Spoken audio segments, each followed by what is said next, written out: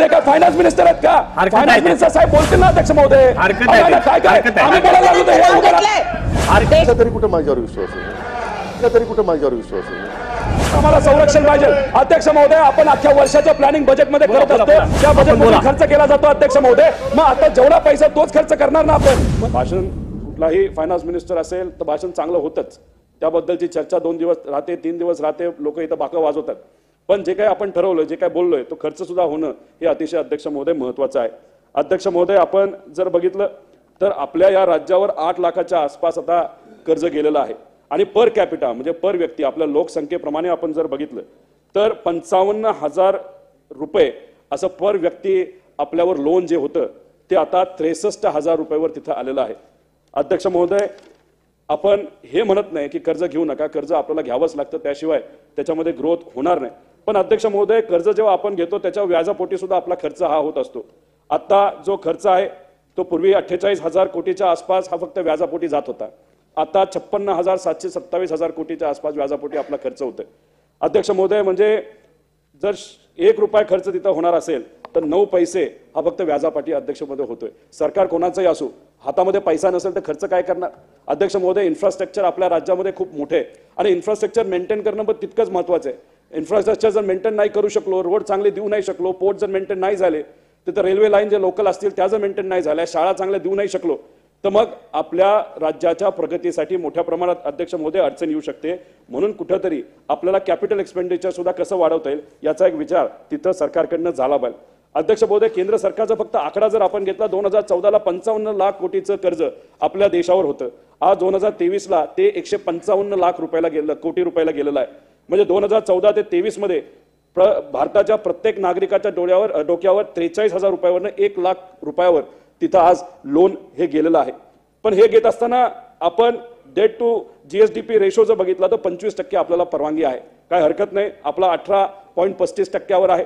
अध्यक्ष महोदय, याच्यावर आम्ही टीका करत नाही, पण आमच्या सगळ्यांचं मत आहे की आज जर आपण बघितलं तर आपल्या या राज्यामध्ये शाळा नीट नाहीत, खोल्या पडायला लागलेल्या आहेत. 40% शाळांना, ज्या गव्हर्नमेंटच्या शाळा आहेत तिथं टॉयलेट सुद्धा नाहीत मुला मुलींसाठी अध्यक्ष महोदय. अंगणवाडी नाहीये. बऱ्याच भागामध्ये शेतीच्या पाण्याच्या योजना अजूनपर्यंत अध्यक्ष महोदय गेलेल्या नाहीत. ही जी सगळी महामंडळं कदाचित राजकीय दृष्टिकोनातून फक्त द्यायची म्हणून दिले असतील, त्याच्यात मोठ्या प्रमाणात निधी द्यायची अध्यक्ष महोदय जरूरत आहे. त्यामुळे राज्य सरकारकडे जो निधी आहे, जो पैसा आहे, तो खऱ्या अर्थाने लोकांपर्यंत पोहोचावा यासाठी आपल्याला कुठली तरी योजना ही आखली गेली पाहिजे अध्यक्ष महोदय. पण आपण जर इथं बघितलं तर 30 कोटी रुपये मंत्र्यांच्या बंगल्यासाठी खर्च केले जाणार आहेत. अहो, 4-5 महिन्यापूर्वी ऑलरेडी 30 कोटी रुपये हा खर्च झालाय अध्यक्ष महोदय. त्या बंगल्यामध्ये खरंच मंत्री राहतात का? खरं तर मंत्री आज आपण बघितलं तर अख्ख्या राज्याचे ते मंत्री असतात, पण आजचे मंत्री फक्त त्यांच्या मतदारसंघापुरते मंत्री झालेत असं झाले अध्यक्ष महोदय. बहुतांश वेळ ते फक्त मतदारसंघात असतात. आपण राज्याचा निर्णय जर तुम्हाला घ्यायचा असेल तर तुम्हाला मुंबईत राहणं, मंत्रालयात राहणं आणि लोकांच्या हिताचे निर्णय घेणं महत्वाचं आहे. आणि हे घेत असताना तुम्ही खर्च बंगल्यावर 30 कोटी रुपये करता, म्हणजे 30 आणि 30 60 कोटी अध्यक्ष महोदय. मंत्र्याच्या बंगल्याच्या चहा पाण्यावर 5 कोटी हा खर्च तिथं केला जातो मोदी साहेबांच्या सभेसाठी अध्यक्ष महोदय. अहो, आम्हाला बोलू त्यानंतर उत्तर द्या ना. अहो, फायनान्स मिनिस्टर उत्तर देणार आहे. चुकीचं रेकॉर्ड येऊ नये, चुकीचं नाही. आम्ही आजपर्यंत सगळ्यांची भाषणं ऐकली. आम्ही कधी उठलो नाहीये. प्लीज 30 कोटी रुपये कोणत्या मंत्र्याच्या बंगल्यावर खर्च केले त्याचं नाव सांगाय का? त्याचं असं चुकीचा आरोप नका करा ना. कोणत्या बंगल्याच्या खर्च केला 30 कोटी? चुकीचं आहे नका सांगा. बंगल्यांवर आम्ही म्हणत आहोत. अहो, रिनोव्हेशनला सगळ्या बंगल्यांना एकत्रित केलं तर 30 कोटी खर्च केला. आम्ही कुठं म्हणतो एकानेच 30 कोटीचा बंगला बांधलाय अध्यक्ष महोदय. अध्यक्ष महोदय, 5-6 महिन्यापूर्वी झालं, ठीक आहे. आपले फायनान्स मिनिस्टर साहेब उत्तर देतील तेव्हा आपण ते उत्तर अध्यक्ष महोदय ऐकूया. अध्यक्ष महोदय, मोदी साहेबांच्या सभेसाठी मोठे नेते 12-12 कोटी रुपये खर्च केले जातात, हरकत नाही. पण आमचं सगळ्यांचं मत एवढंच आहे की आज अनेक अडचणी आपल्या राज्यामध्ये सामान्य लोकांना सोसाव्या लागतात अध्यक्ष महोदय. त्यासाठी कुठेतरी खर्च हा झाला पाहिजे.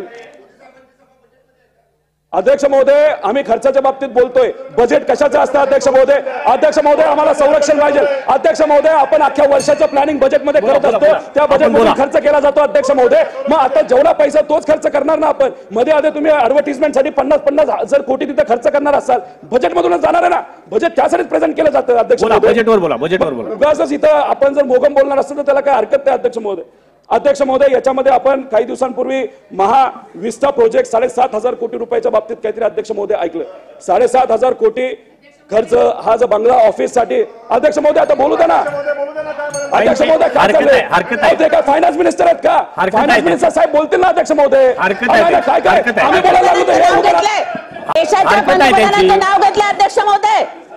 बाजी हरकत आहे त्यांची, हरकत आहे दादा. अध्यक्ष महोदय, ज्या केंद्र सरकारने महाराष्ट्राच्या विकासासाठी 40,000 कोटीची भूमिपूजन केली, हा त्या भूमिपूजनाला जर खर्च झाला असेल तर ते मोदी साहेबांच्या सभेला खर्च झाला होता. अरे तुमच्या राज्यामध्ये एक दिमडी पैसा तुम्ही केंद्रातून आणला नाही, तुम्हाला लाज वाटत होती, पण आमच्या सरकारने दिलं, त्याचं मी अभिनंदन करते.